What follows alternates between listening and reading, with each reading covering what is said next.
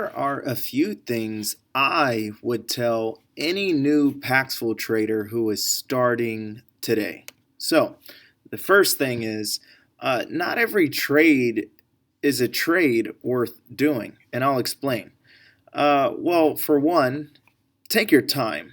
A lot of times people just quickly jump into trades because they feel like, well, I've been sitting here for an hour, 2 hours.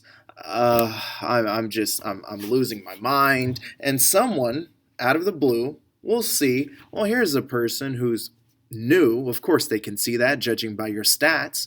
So they say, well, hey, I'll just go ahead and jump in and just try to trade with this guy no matter what. This guy's probably a good sucker. Take your time. A lot of times when I was first starting out, I took every trade. I didn't check these guys' histories. I didn't do this. I didn't do that. And many times it cost me. Because, by the way, because you are new, even if you try to dispute, it might take a while for you to get a moderator in your corner to even view what's going on. Number two, always check the guy's trade history. I mean, I just mentioned that, but these are the things I like to check. What is his blocked buy ratio to trades done? And what I mean by that is you, and I did a video on this before, you click on the guy's, how do you put it? His profile, right? His profile. Sorry, it's been a long day. You click on the guy's profile to the side, and it will show you everything what this person has done, how many trades they've done, how many trades they have completed, how many people have trusted them, and it'll show how many people they have blocked and how many people have blocked them. You want to pay attention to how many people have blocked them. Not so much as how many people they blocked, but more if you're trading with them, how many people have blocked them. That means his stuff is no good. I usually use it at about a 10% ratio. So if this guy all of a sudden only has like maybe 200 trades, 20 people shouldn't have blocked him. You mean to tell me you've done 200 trades so far and 20 people have blocked you? That's not looking too good. Now, I don't automatically I didn't have the luxury back then to say, hey, 10% gone. Maybe I might have done 15, 20%. You give it a little wiggle room, a little grace. It's up to you. Does he have any negative reviews? Now, I never used to check this so much. I used to just look at the blocked buy first starting out. Now I want to see how many things someone has said about him negatively, right? And the things that those people are saying, is it the type of trade that they did that they're commenting on that's negative? Is it the type of trade they're doing that I am now doing with that person? Well, then I don't want to be in business with the person who's already shown with trades like this that they're bad, right? Now, sometimes I'll read the negative review, of course, and sometimes people just complain, oh, this person, they didn't leave me a good positive feedback, so I'm taking revenge, or things like that. Or the person might say, leave me a good feedback and I'll take away this, as a threat. So those, again, use your own discretion on, because those I might be like, okay, this guy's not so bad, right? Number three, do not let anyone make you change your terms. What I mean by that is if you have something in there that says, absolutely do not show me the front of the card as the first thing that you're supposed to be showing me, right? Usually what I do is say, send me the cash receipt in the back of the card. I'm going to check that, see if it lines up, and then I will tell them, okay, send me the front of the card and type it out and things like that. So normally what happens is some people try to get slick. They might only send you the receipt, and then when you say, oh, okay, send me the back of the card, they send you the back of the card and hit paid. Boom, mark paid. And then you're like, what's going on? They say, I gave you what you asked for. Oh, go ahead and release the coin. They're messing with you. Okay, as soon as you see someone show you the back, only the receipt and not the back of the card, you tell them, hey, I asked for two things. Show me the receipt and the back of the card, and do not hit paid until I tell you to send me the front. You make sure you got to spell it out for these people because they try to act slick with you, right? So, or you might have someone who sends you everything at once. They might send you the front, the receipt, and the back, and then click paid really quick. Be careful with those.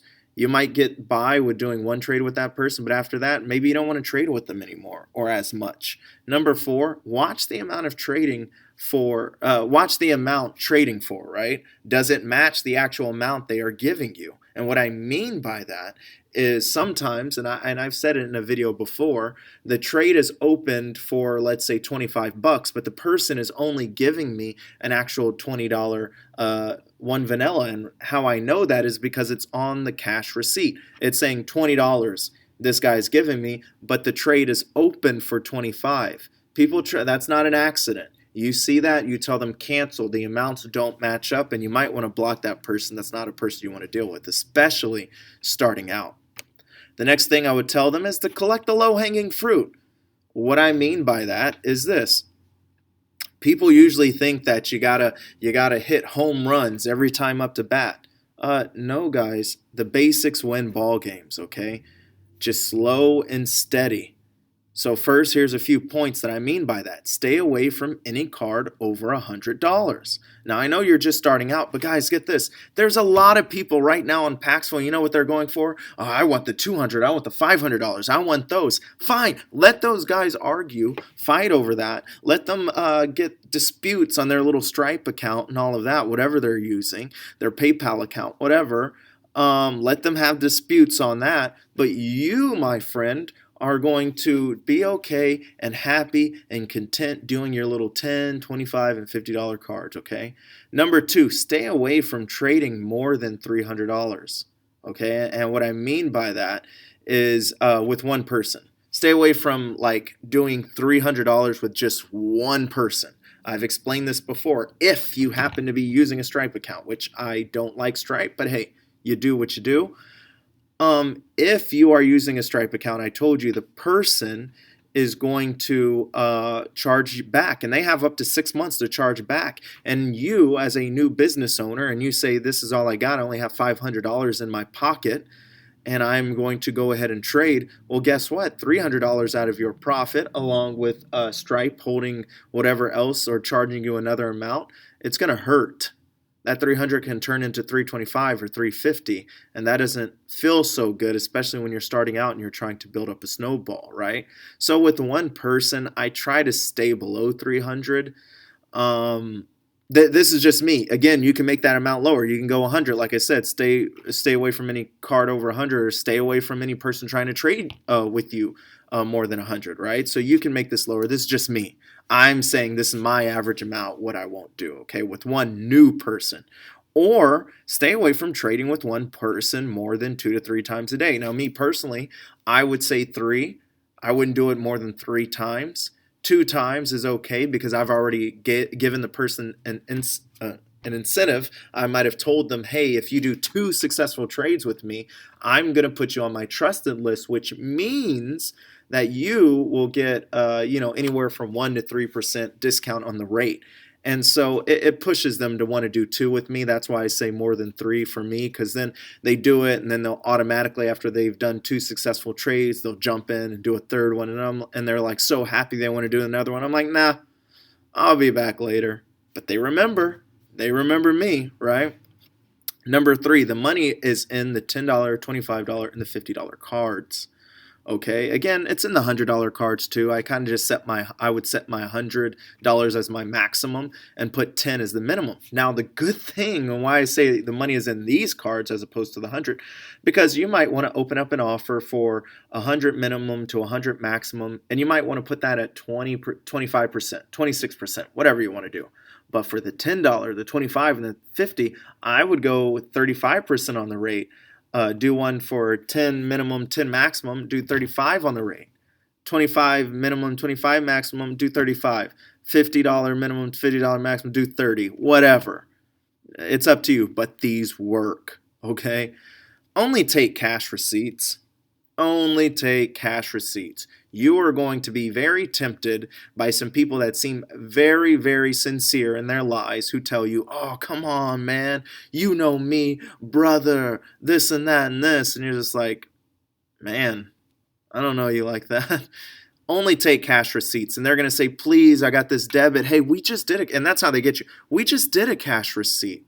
Or you might say, hey, send me the cash receipt, send me the back of the card, and they might send you a receipt where it shows that they've done $100 worth of debit on that card, but they also did $200 worth of cash. What are you going to do about it? Man, it's up to you. I wouldn't do it. I kind of have a rule on that, but choice is up to you, right? Number 5, make sure you are building a trusted list. Now, I just mentioned before how I love to make sure to tell people, hey, after 2 trades, I will go ahead and add you. And I'll get into a little bit more on this, but I'm just telling you how this equals up to collecting that low-hanging fruit, that quick money that you're looking for when you jump on there, okay? So just make sure you are building a trusted list. I actually have a video on trusted lists. I will leave that in the description below. Another one I would say is make sure your offer terms are clear. Number 1, it helps you with all moderators, right?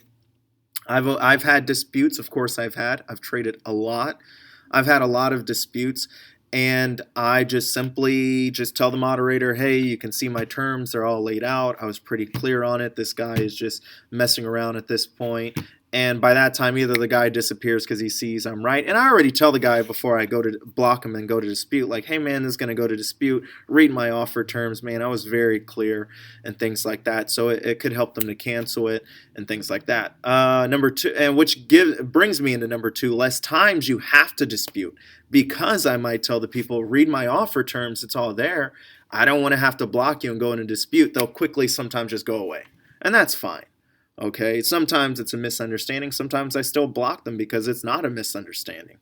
They just see that they're not going to win. Number 3, keeps you from long-winded explanations with people. I don't want to argue with people. Time is money. If I have 6 trades open and I'm having to explain to somebody why they're wrong on this or wrong on that, why am I explaining? First of all, I've already checked your profile. I've seen that you have done many One Vanilla gift cards. I've seen you done many of those trades, so stop acting like you're brand new. I know what you're doing. You're stalling. So what you want to do is, instead of doing long-winded explanations, just say, just read my offer terms. Let me know. I'm going to block you in a little bit. And a lot of times they'll just go read your offer terms and they'll stop themselves. Number 4, let you have more trades going at once. It's such a great thing. Now, I'll have 6, 7 trades open on one of my accounts, and people will just read my offer terms that are so clear and laid out that they send me all the things, and all I have to do is come back, and I might, take a little more time if I'm busy closing out accounts, and I might read it and say, please hold, give me 1 second while I finish with another client or customer, whatever you want to say. Be professional. It pays to be professional. It really does. So yeah, these are 3 of the things I have. There's more on this. That's why I made this part 1, and part 2 is coming soon. In order to get that part 2, make sure you like and subscribe to my channel to receive updates on new videos. This says like this one. Forgive me for not putting that over. Here's ways to contact me right here. Email. This is how I normally talk to people, is through email. That's my Discord. Comments on videos. I have recently just started checking those, but I rarely check them. I just started, but I rarely do it. But please do leave comments. It helps me to know what subjects you guys enjoy. And again, like and subscribe to this channel, and I'll give you part 2 soon. Just make sure you like and subscribe so you can receive updates. And I have said like and subscribe 4 times now in one sentence. That's crazy. So you guys have a good day. I know the holidays are coming up. Stay safe out there, and I'll see you on the next video. Thanks.